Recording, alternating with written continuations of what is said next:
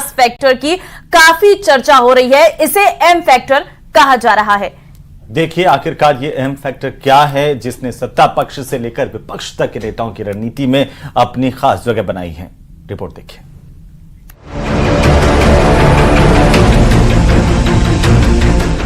लोकसभा चुनाव 2024 M factor के इर्द गिर्द घूम रहा है। एम बोले तो मंदिर, मुसलमान, मंगलसूत्र और मुगल।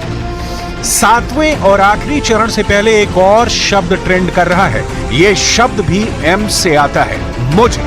2024 के लोकसभा चुनाव के 6 चरणों के चुनाव प्रचार और मतदान में अलग अलग समय में अलग अलग तरीकों से प्रधानमंत्री मोदी और उनके विरोधियों के भाषणों में यही एम फैक्टर केंद्र में बना रहा। लोकसभा चुनाव की शुरुआत से ही एम फैक्टर हावी हो गया। अब 22 जनवरी 2024 को अयोध्या में श्री राम जन्मभूमि पर बने मंदिर की प्राण प्रतिष्ठा कार्यक्रम में प्रधानमंत्री मोदी शामिल हुए और विपक्ष के नेताओं के निमंत्रण को स्वीकार नहीं किया। तब से ही मंदिर फैक्टर यानी एम फैक्टर पूरे चुनाव का एक अहम मुद्दा बना हुआ है।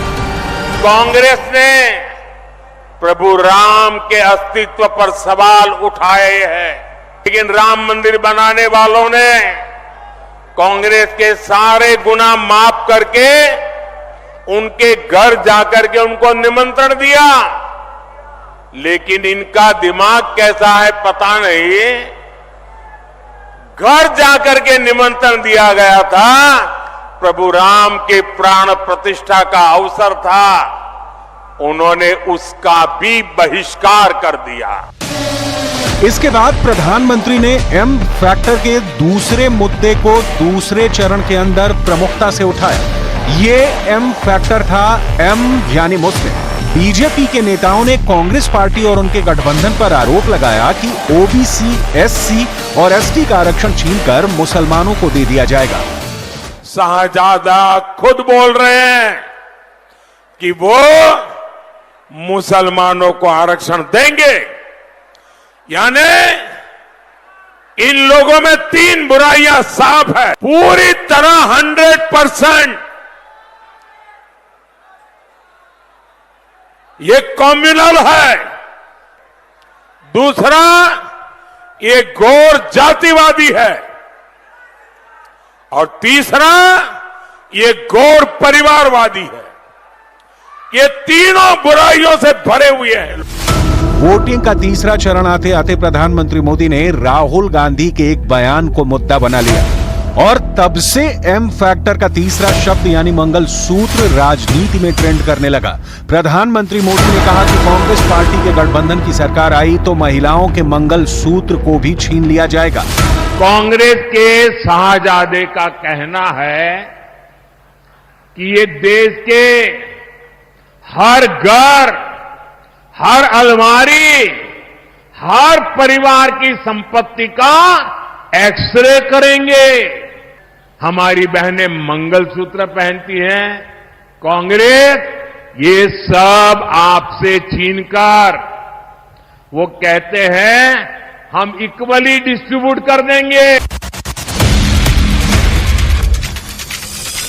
बीजेपी की तरफ से इस पर बाकायदा एक प्रचार विज्ञापन भी जारी किया गया जिस पर यह दावा किया गया कि लोगों की संपत्ति का सर्वे करके आधी संपत्ति छीन ली जाएगी।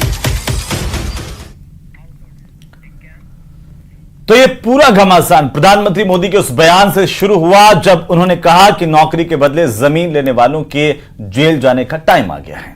इस रिपोर्ट से समझिए कैसे पीएम मोदी के इस बयान से बिहार की सियासत गरमाई है। देखिए रिपोर्ट।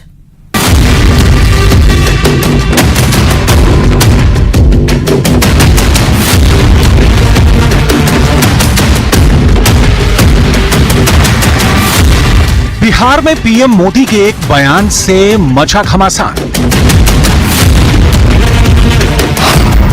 लोकसभा चुनाव के रण में बिहारी वर्सेस गुजराती की एंट्री।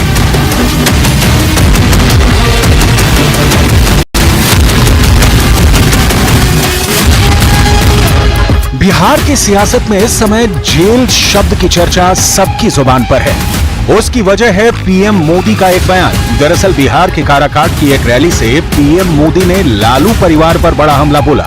उन्होंने रैली को संबोधित करते हुए कहा कि जिन्होंने बिहार के गरीबों को लूट कर नौकरी के बदले जमीन लिखवाई है, उन लोगों के जेल जाने का काउंटडाउन शुरू हो चुका है। जिसने चोरी की है, जिसने गरीब को लूटा है, और कितना ही बड़ा शहंशाह क्यों ना हो, कितना ही बड़ा शहजादा क्यों ना हो, कितना ही बड़ा अपने आप को तिस्मार का क्यों ना मानता हो, उसको जेल जाना पड़ेगा, जेल में जीना पड़ेगा। और रोज जेल की रोटी चबा करके ही उसकी जिंदगी पूरी होने वाली है।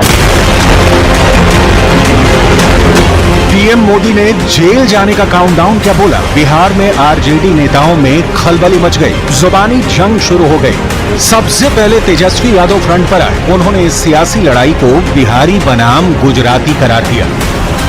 और प्रधानमंत्री जी हार रहे तो इस तरह का बयान दे रहे। आप बताओ, एक 34 साल के बिहारी नौजवान को डरा रहे हैं। बिहारी गुजराती से डरता नहीं है। मोदी जी, ये झारखंड और दिल्ली नहीं है, ये बिहार। एक बार हाथ लगा करके तो दिखाओ। बिहारी है बिहारी, किसी से डरता नहीं है बिहारी। हमारे भगवान कृष्ण का जन्म भी जेल में हुआ है, डरा किसको रहे? इधर तेजस्वी ने जैसे पीएम पर पलटवार किया, वैसे ही बिहार बीजेपी की तरफ से लालू परिवार पर प्रहार होना शुरू हो गया। जो चोरी करेगा उसको डरना होगा।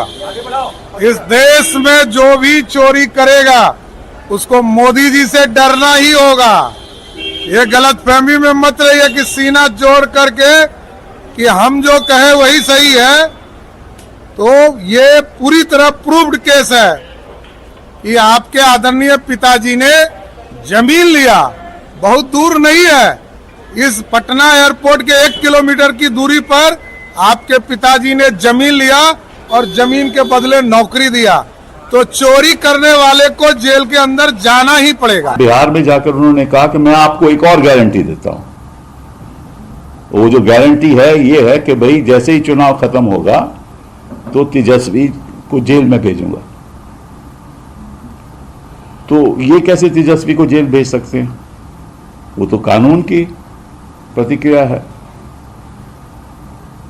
ये कैसे भेज सकते हैं? इसका मतलब कानून इनके इशारे से चलता है। लोकसभा चुनाव के आखिरी चरण का मतदान 1 जून को होगा और इस दिन बिहार में 8 लोकसभा सीटों पर भी वोटिंग होनी है। पीएम मोदी के तेजस्वी के जेल भेजने वाले बयान से बिहार में जो माहौल बना है उससे मतदान पर असर पड़ सकता है।